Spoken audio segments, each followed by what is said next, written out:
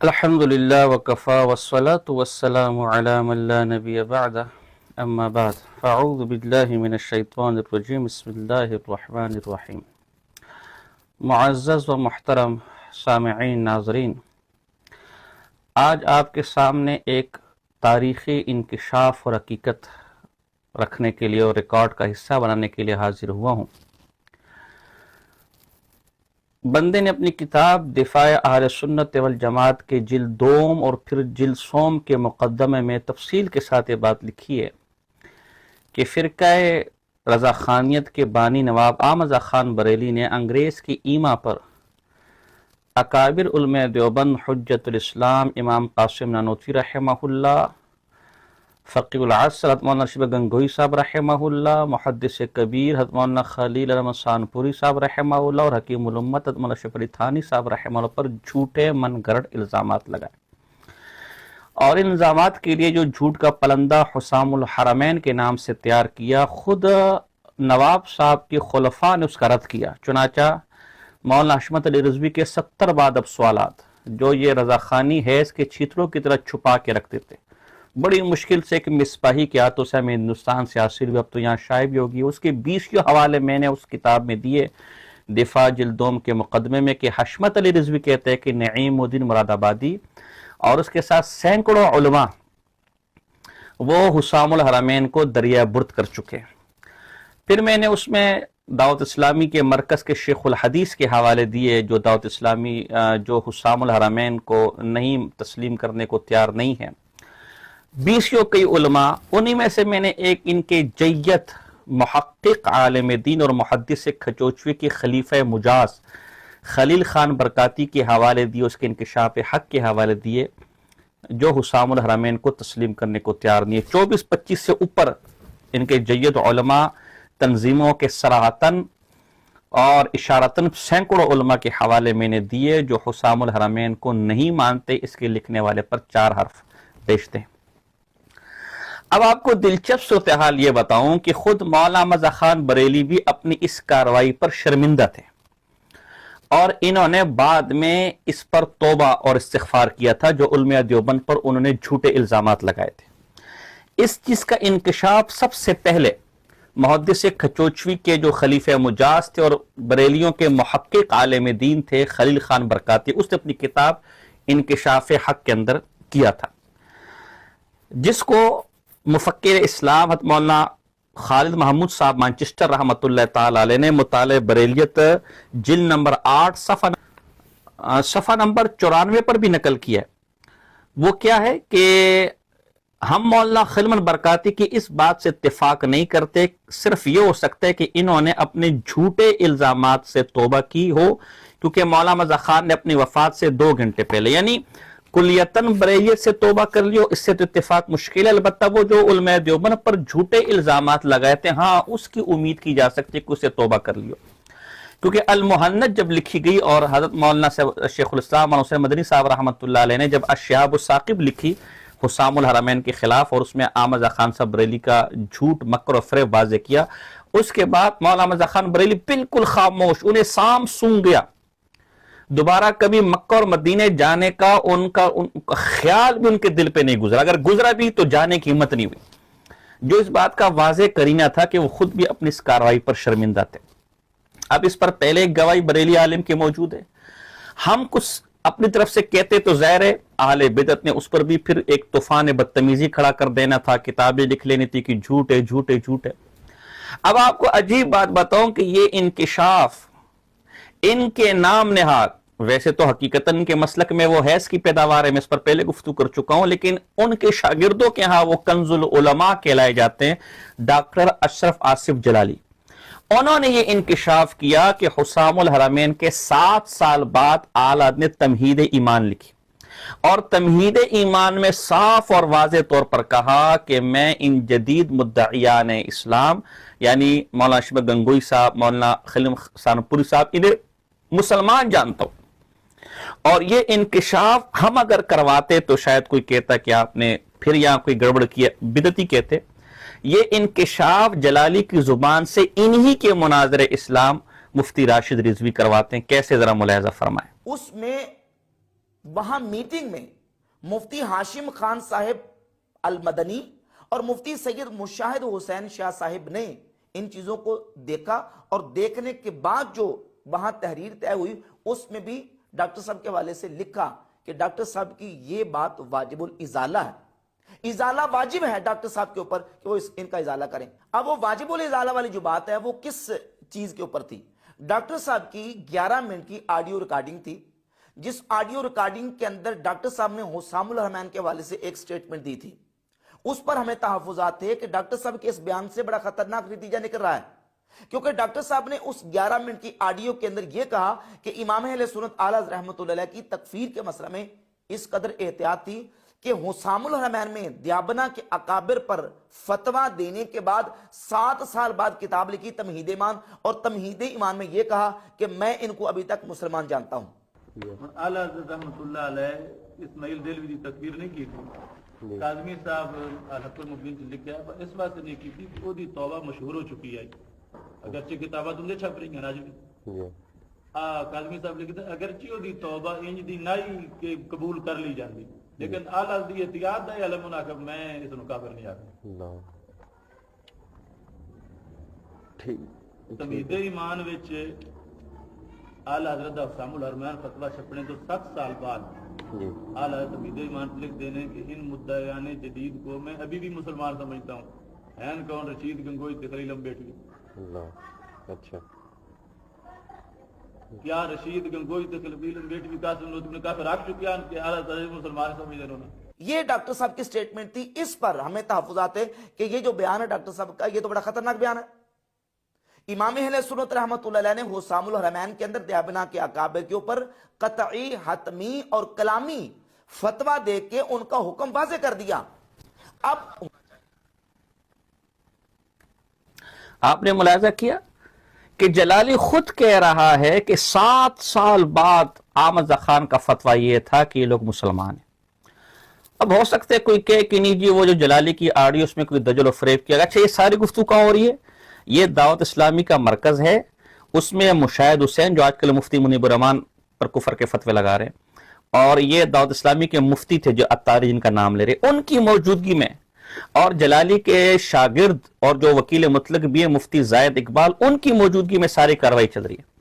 اب ہو سکتا ہے کوئی کہ جی نہیں جلالی کی آڈیو میں کسی نے کٹنگ کر دی ہو، سیاق و سباق سیٹ کر پیش کیا ہو، تو اس کا جواب بھی انہی کے مناظر اسلام اور ثالثین کی زبانی ملاحظہ فرمائیں۔ اب اس پر یہ کہا گیا کہ نہیں جی ڈاکٹر صاحب نے اس میں جو بات کی ہے اس میں خیانت کی گئی ہے آڈیو کے اندر، یہ ساری باتیں وہاں ڈسکس ہوئیں۔ مفتی صاحب نے سب سے پہلے یہ پوچھا کہ یہ جو ریکارڈنگ ہے ڈاکٹر صاحب کی ہی ہے یا کسی اور کی ہے؟ تو وکیل مطلق صاحب نے مانا کہ یہ ریکارڈنگ تو ڈاکٹر صاحب کی ہے لیکن اس میں خیانت ہے۔ مفتی ہاشم خان صاحب نے پوچھا کہ خیانت اس کے اندر ہے یا اس کے سائڈوں پہ حصہ کاٹا گیا ہے؟ تو یہ لکھ کے لے کے آئے تھے، باقاعدہ لکھا ہوا انہوں نے وہ کاپی مفتی صاحب کے سامنے رکھی۔ مفتی صاحب نے بالکل لفظ ٹو لفظ ایک ایک لفظ اس کا سنا، اور سننے کے بعد اس کو تحریر کے ساتھ میچ کیا اور کہا کہ جو آپ لکھ کے لے کے اس کے مطابق تو ریکارڈنگ کے اندر کوئی خیانت نہیں ہے۔ انہوں نے کہا نہیں اس کی آگے پیچھے، ریکارڈنگ کے آگے پیچھے خیانت ہے۔ تو مفتی صاحب نے کہا اس میں تو 11 منٹ کی مکمل ریکارڈنگ ہے، اس میں تو کوئی چیز جو خیانت ہے وہ بتائیں کہ خیانت کیا ہوئی ہے۔ اگر تو اب یہ کہیں کہ خیانت ہوئی ہے کہ اس کو چھپ کے کسی نے ریکارڈ کیا تو وہ واقع خیانت ہے، لیکن اب چونکہ ریکارڈنگ ہو چکی ہے، اب سوال یہ ہے کہ اس کے اندر جو بات کی گئی ہے۔ ملاحظہ فرمایا کہ جو ریکارڈنگ ہے اس کے اندر بھی کوئی خیانت نہیں ہے، دائیں بائیں ہیں اس کے اندر بھی کوئی خیانت نہیں ہے، حتیٰ کہ بقول ان کے کہ خود مفتی زاہد صاحب جلالی کی وہ آڈیو لکھ کر لایا تھا، اور ہمارا جو دعوت اسلامی کا ثالث تھا اس نے وہ لکھا ہوا کانٹیکسٹ وہ اس آڈیو کے ساتھ لفظ بلفظ چیک کیا تو انہیں کوئی خیانت نظر نہیں، صرف ایک خیانت ہے کہ کسی نے چھپ کر یہ ریکارڈنگ کی ہے، اس کے علاوہ کوئی خیانت نہیں ہے۔ تو یہ اس تعویل کا جواب بھی آپ کے گھر سے۔ اچھا، اب ہو سکتا ہے کہ جلالی کا کوئی شاگرد یا کوئی رضا خان اٹھ کر کے کہ نہیں وہ فلاں جگہ پر وضاحت کر دی تھی، تو اب جلالی صاحب نے یا توبہ کر لیا تھا یا رجوع کر لیا تھا، جو بھی ان کے ڈرامے تماشے ہوتے ہیں جب یہ پھنستے ہیں، یا کاتب کی غلطی تھی، یہ بھی ان کے ایک بہت بڑا تماشا ہے، تو اس کا جواب بھی مناظر اسلام صاحب کی زبانی ملاحظہ فرمائے۔ انہوں نے کہا کہ ڈاکٹر صاحب نے فکر رضا سیمینار کے اندر اس کا ازالہ کر دیا ہے، مفتی صاحب نے کہا کہ وہ فکر رضا سیمینار پیش کریں. وہ مطلوبہ مقام جس مقام پہ ڈاکٹر صاحب نے اس ریکارڈنگ کے حوالے سے گفتگو کی، مفتی صاحب نے سنا اور سننے کے بعد یہ کہا کہ نہیں، ازالہ نہیں ہوا، ازالہ نہیں ہوا. بھئی مجھے تو آپ یہ کہہ رہے ہیں کہ حسد و بغض اور اناد کے بیمار اور مریض سارا کچھ، تو اب مفتی ہاشم خان صاحب کو کیا حسد تھا ڈاکٹر صاحب کے ساتھ؟ ڈاکٹر جلالی صاحب کے ساتھ ان کو کوئی بغض تھا؟ اور پھر نہ صرف مفتی ہاشم خان صاحب، مفتی مشاہد سید مشاہد حسین کاظمی شاہ صاحب وہاں موجود ہیں. اور اس کے بعد ایک اور تحریر اس سلسلہ میں سوشل میڈیا پہ آئی، یہ ہے ڈاکٹر جلالی صاحب اور مفتی راشد صاحب کا اختلاف اور اس کی شرعی حیثیت. یہ صدائے قلب والے مفتی صاحب ہیں جو سوشل میڈیا پہ ان کے پیج کو جانتے ہیں، وہ سمجھتے ہیں کہ یہ کون مفتی صاحب ہیں.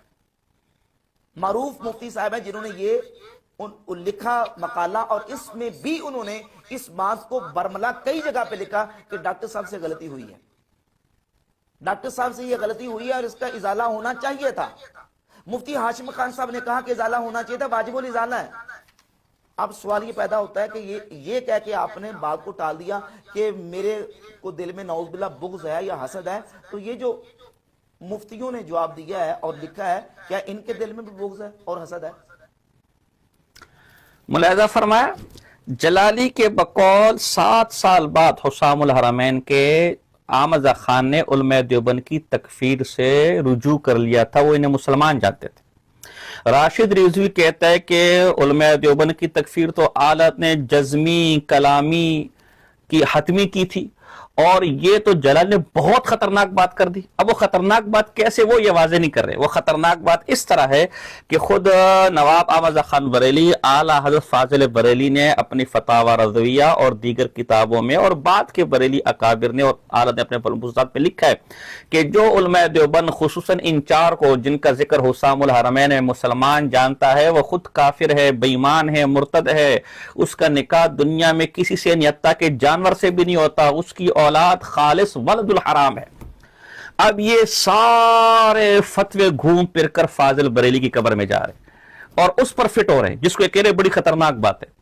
یہ نہیں کہا جا سکتا کہ آؤٹ آف کانٹیکسٹ بات پیش کی جا رہی، کیونکہ خود ان کے سالسین کی موجودگی میں یہ طے ہو چکا ہے کہ جلالی کی آڈیو میں کوئی خیانت نہیں کی گئی ہے. یہ بھی نہیں کہا جا سکتا کہ جی فلاں جگہ وضاحت کر دی گئی، کیونکہ خود ان کے مناظرین کہہ رہے کوئی وضاحت نہیں کی گئی ہے. اور یاد رکھیے گا، اب 2 باتیں. آج جلالی شیخ الاسلام مولانا مفتی محمد تقی عثمانی صاحب دامت برکات عالیہ کو چیلنج دیتے ہیں مناظرے کی. کیا ہو بھائی، ان کو کیا مناظرہ تو ہو گیا، ان کو آپ نے کس بات پر؟ آپ خود کہتے ہیں کہ ہمارے اور آپ کے درمیان اصولی اختلاف حسام الحرمین میں پیش کیے گئے علماء کی عبارات پر ہے، اور اسی حسام الحرمین کے مصنف کی زبان سے اور آپ کے منہ سے اللہ نے نکلوایا اپنی قدرت کے ذریعے سے کہ وہ علماء دیوبند مسلمان ہیں، آپ کی عادت انہیں مسلمان جانتے ہیں. اب اگر بقول آپ کے آپ ان کے اکابر، آپ ہمارے اکابر کے کفر پر مناظرہ کرنا چاہتے تو آپ ہی کی زبانی، وہ تو عالت کو مسلمان جانتے تھے. اب ایک کافر کو مسلمان جاننے والے اعلیٰ حضرت ان کا حکم بیان کریں، مناظرہ اس پر ہوگا، اور پھر اسے اعلیٰ حضرت جیسا کہ آپ مان رہے تعظیمی طور پر اس کا حکم بیان کریں. اور اگر ایسا نہیں ہے تو آپ نے اعلیٰ حضرت کی طرف جھوٹ منسوب کیا ہے، اور یہ جھوٹ بھی وہ جو کفری جھوٹ ہے. اور خود بریلیوں نے اپنی کتابوں میں لکھا ہے کہ جو کسی کی طرف کفر کی نسبت کرے وہ نسبت کرنے والا خود کافر ہے. لہذا دونوں صورتوں میں آپ کی خیر نہیں ہے.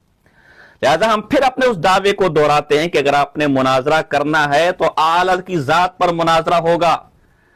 کہ آیا وہ مسلمان رہا یا نہیں رہا، کیونکہ خود آپ نے اقرار کر لی کہ علماء دیوبند کو مانتا.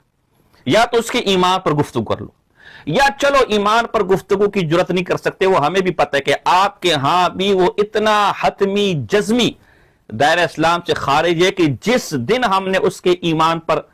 گفتگو کے لیے نشست رکھی تو شاید فرعون کا ایمان تو ثابت کیا جا سکتا ہے،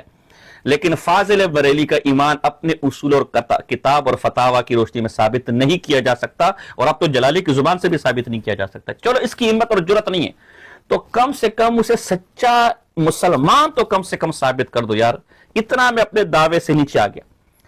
میرا دعویٰ یہ ہے کہ مولانا رضا خان بریلی نے حسام الحرمین میں مولانا گنگوئی، ویسے تو تمام اکابر کی طرف جھوٹ منسوب کیا، لیکن مولانا گنگوئی صاحب رحمت اللہ تعالی علیہ کی طرف جو جھوٹا فتویٰ منسوب کیا ہے، اس کا جھوٹا ہونا اس قدر حتمی جزمی اور قطعی ہے کہ اس کا فیصلہ 5 منٹ کے اندر 2 اور 2 4 کی طرح ہو جائے گا. کسی مائی کے لال میں جرت ہے, میں پھر یہ کہتا ہوں, یہ کلپ ختم کرو, خود تمہارا رشید روزی کہتے کلپ ختم کرو, میرا نمبر بھی تمہارے پاس ہے, میرا پتہ بھی تمہارے پاس ہے, میرے مدرسے کے ایڈریس مجھے فون کر کے, میرے نمبر تمہارے پاس ہے, مجھے فون کر کے میرے مدرسے کے ایڈریس مجھ سے لے لو, تو کب آئے ہم آپ سے مناظرہ کرنے کے لیے. 2 اور 2 4 کی طرح کسی میں جرت ہے, شرق میں ہے, غرب میں ہے, شمال میں ہے, جنوب میں ہے, عربی جانتا ہے, اردو جانتا ہے, پشتو جانتا ہے, انگریزی جانتا ہے, چھوڑو یہ لمبے چوڑے دعوے, آؤ بیٹھو اور میرے سامنے مولانا گنگوئی صاحب رحمت اللہ تعالی علیہ کی طرف جو جھوٹا فتویٰ اس جھوٹے آدمی نے منسوب کیا ہے, جو حسام الحرمین کا مؤلف کہلایا جاتا ہے اور جو اپنے ماننے والوں میں عادت کہلایا جاتا ہے, اسے ثابت کر دے میرے اصولوں پر نہیں, اپنے اصولوں پر. کسی کی طرف کفر منسوب کرنے کے جو اصول تم نے لکھے میں وہ دکھاؤں گا, ان پر ثابت کر دو. یار اتنی آسان بات کہ میں اپنے اصول بھی نہیں کہہ رہا, تمہارے اصول کہہ رہا ہوں, ثابت کر دو. میں تمہارے ہاتھ پر بیعت کرنے کو تیار ہوں. میں نے آج تک جو کچھ اس جھوٹے آدمی کے خلاف لکھا اسے آگ لگانے کو تیار ہوں, لیکن رب محمد کی قسم, آسمان پھٹ سکتا ہے,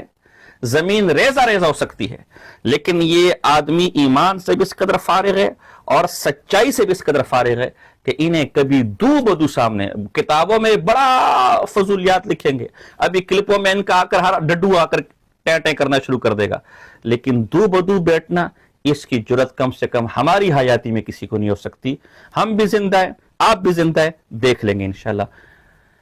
وما علینا الا